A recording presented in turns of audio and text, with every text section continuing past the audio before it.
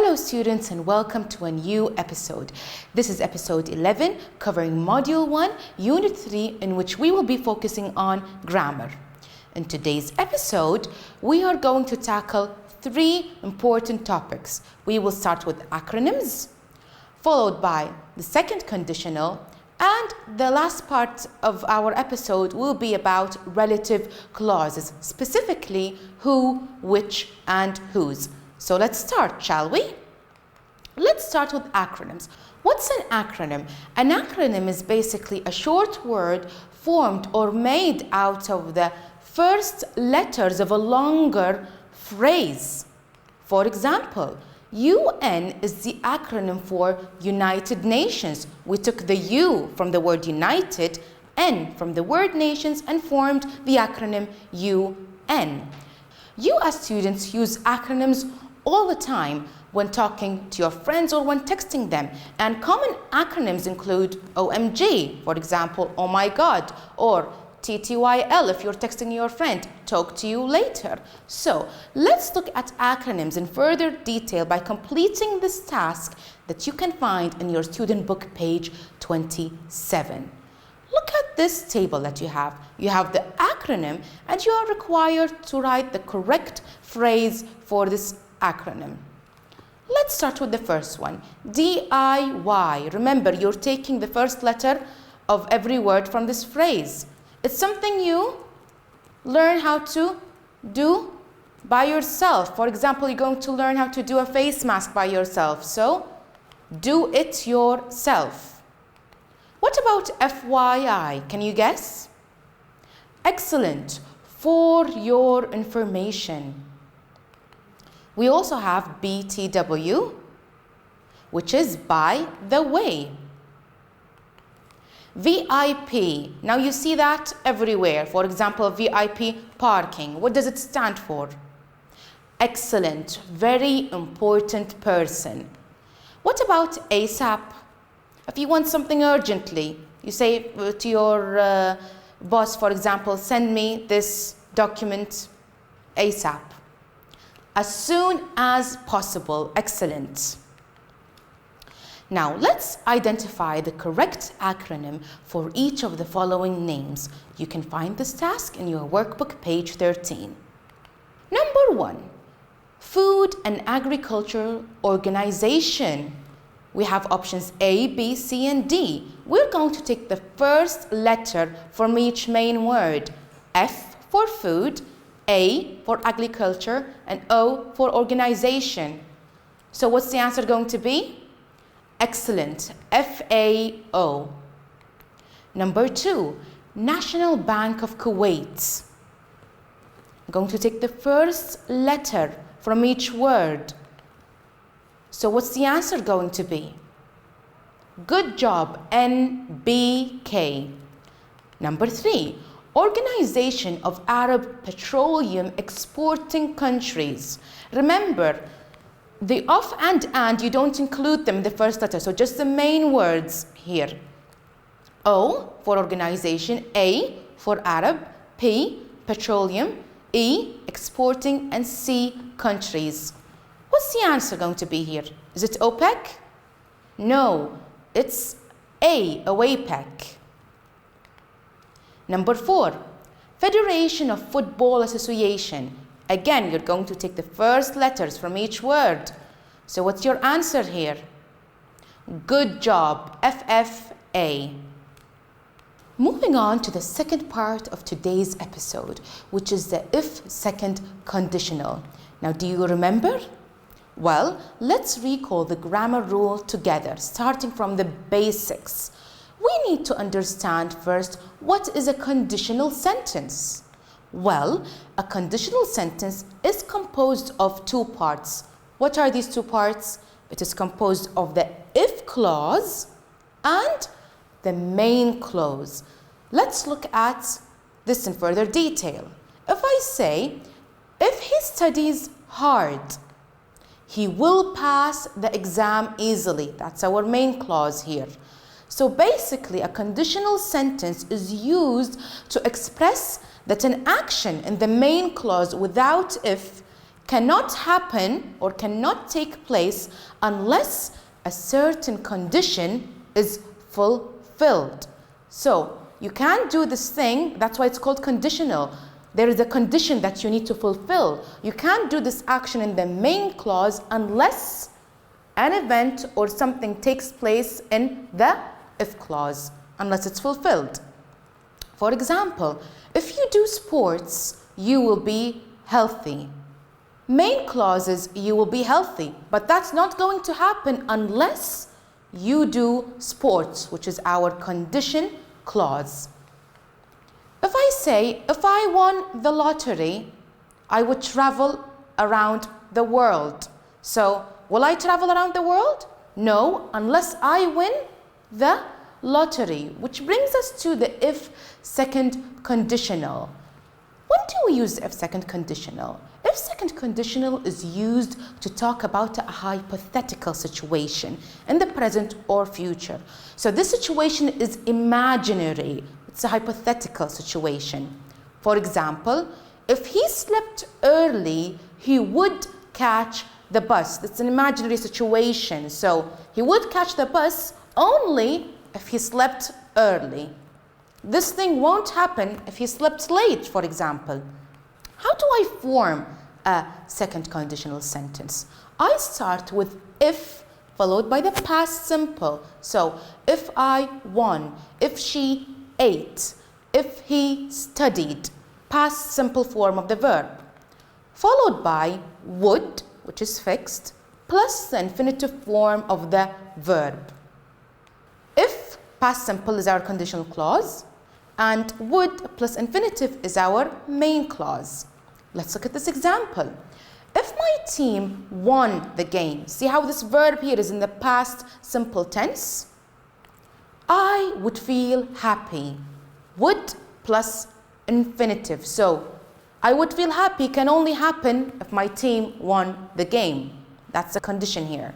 Now, it is important to note that in the second conditional, when the verb in the if clause is a form of be or verb to be, we use were instead of was.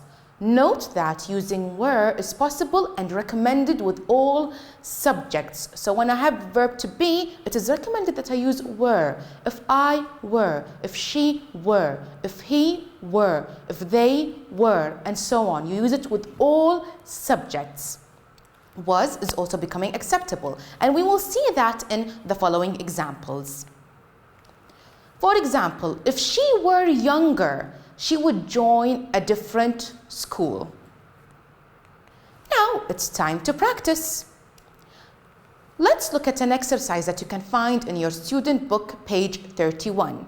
The task tells you to complete the sentence using the correct form of the verbs. Let's look at questions 1 to 5, one by one. Remember, how are you going to form a second conditional sentence? If plus past simple and the main clause would plus infinitive. Let's start with number 1.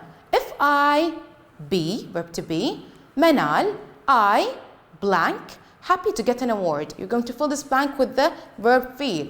So, what's your answer going to be here? Remember, what did we say about verb to be?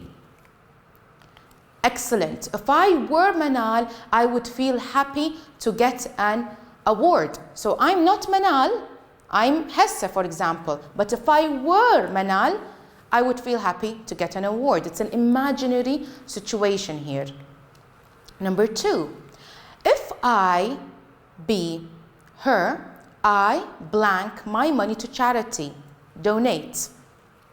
How are you going to complete the sentence to make it a second conditional sentence? Remember the thing we said about verb be. If I were her, I would donate my money to charity. Excellent. Number 3. If we blank away food for the poor, no one blank hungry. You have the verb give and stay. What are you going to do with these verbs? Remember, in the first blank, it's going to be in the past simple. So, if we gave away food, excellent, for the poor, no one would stay hungry. Would plus the infinitive form for our main clause. Number 4, if they blank people with disabilities, they blank great things. You have the verb support and do. What are you going to do with the verb support? Excellent, past tense. If they supported people with disabilities, they would do great things. Do I say they do great things? No, I need to include would as part of the main clause. Number 5, if they blank a lot of people, volunteer and help. I have the two verbs here. What am I going to do in the first part, in the if clause? Excellent, I'm going to write the verb in the past simple tense. If they volunteered, they would help a lot of people. Good job. Now let's try and do another example here. You will find this exercise in your workbook, page 14. The exercise tells you to write the following sentences using if conditional type 2. Let's start with number 1. A fire started in a shopping mall. And in brackets you have call the fire department. So how are you going to create a sentence here? Excellent. If a fire started in the shopping mall, I would call the fire department. Number 2. Someone dropped their phone in the park.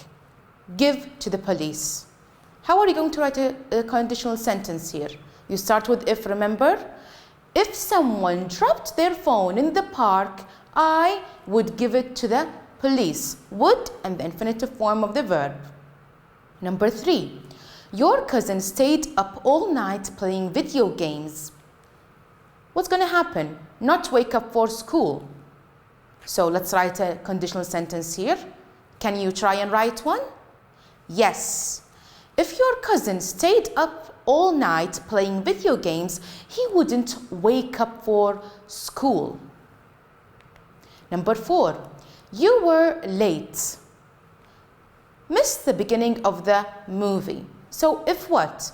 If you were late, you would miss the beginning of the movie. Do you see how we managed to have the if clause and the main clause here?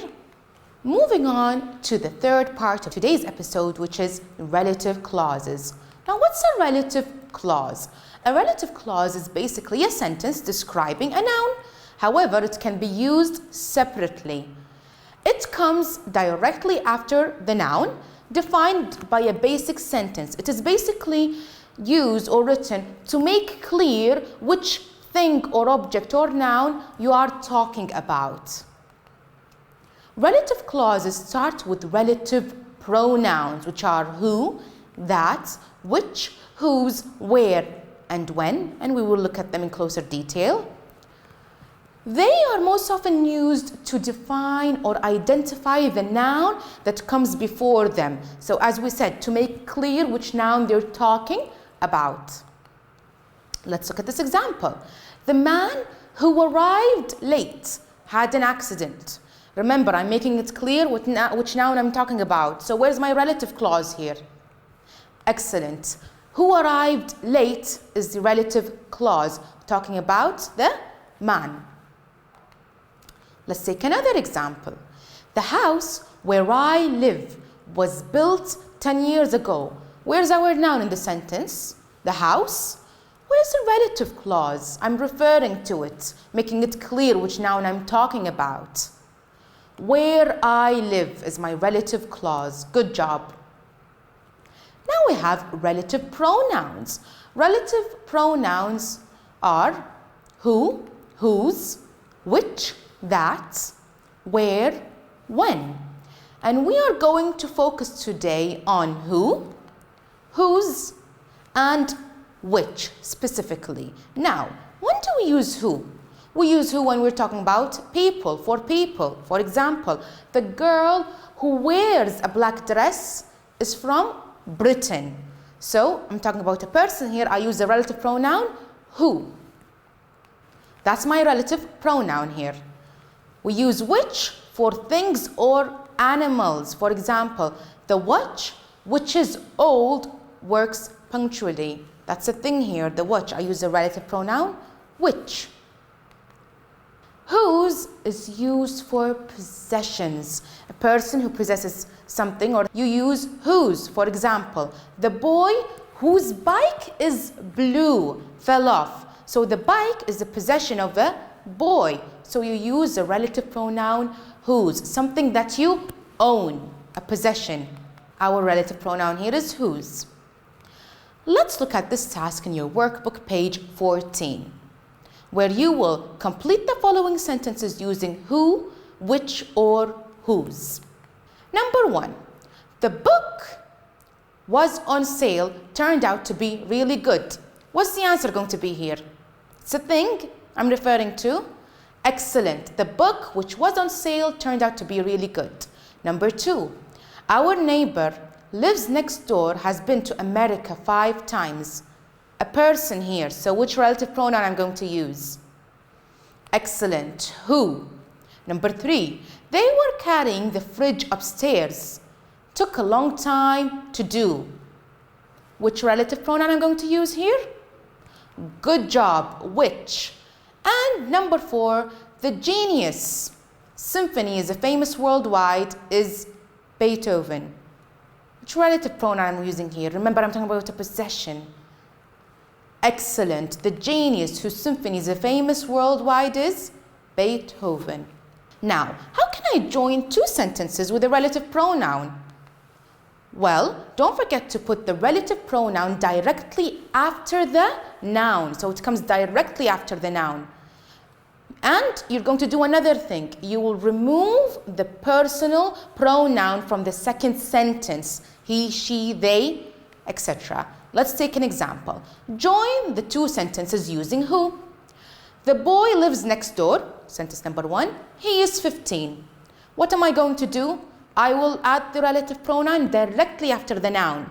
And the second thing I'm going to do is remove the personal pronoun from the second sentence. So, the boy who lives next door is 15. What did we do here?